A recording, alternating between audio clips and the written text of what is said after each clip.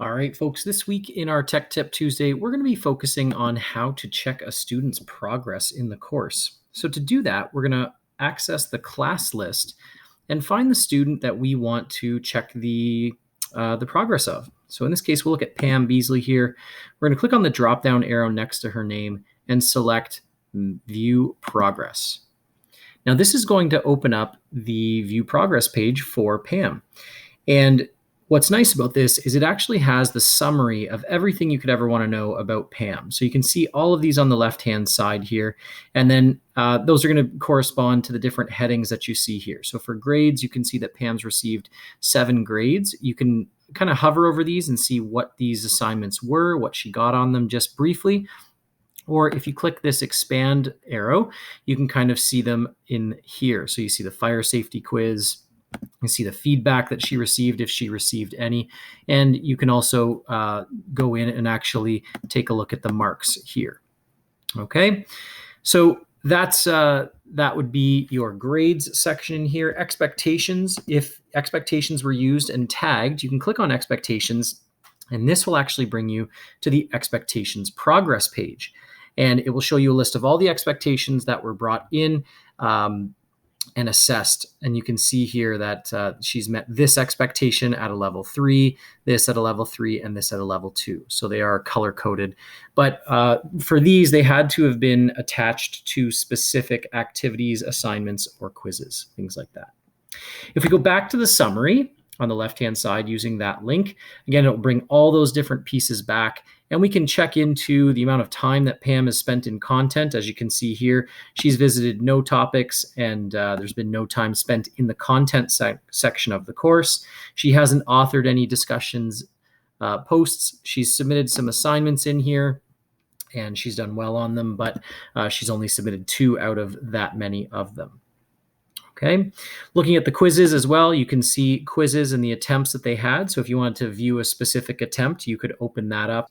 You can see if there's any checklists or surveys, if that's something that you have inside your course, login history, course access, and if you're using game-based learning, the number of maps that have been completed.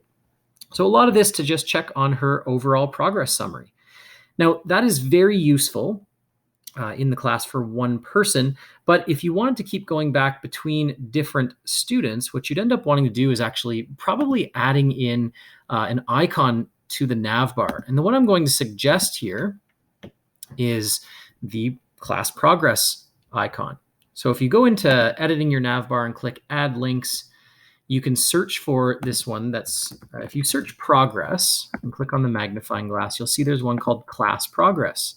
And if you select and add that now to your Navbar, and I'll save and close that, that class progress icon will now be in the Navbar when it reloads. And now if we click on that, we'll actually be able to see a brief summary of the entire class at once. So we can see content created, number of logins, the grades that have been awarded to the student, and if there were any checklists.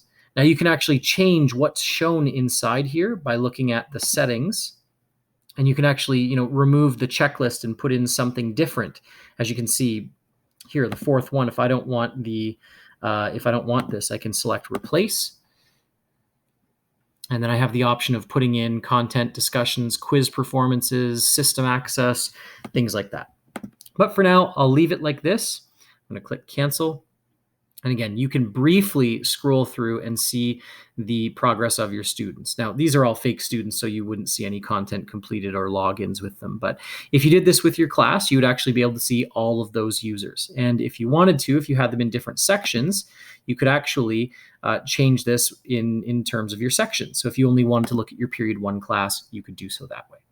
Okay, so that's 2 ways to check on the progress of students quickly at a glance. You can go right to the class list and click on the drop down and select view progress. Or if you add class progress to your class, you can kind of view it briefly here. And then if you click on their name, it should pop up to their individual progress. So now notice here you've got this scroll or this tab here where you can select next, and it will go to the next student. So that's why class progress is very useful if you don't want to just go to an individual's progress. You can just scroll through them sideways, backwards. Okay, so I hope that definitely helps when looking at student progress. Stay tuned for our next Tech Tip Tuesday installment.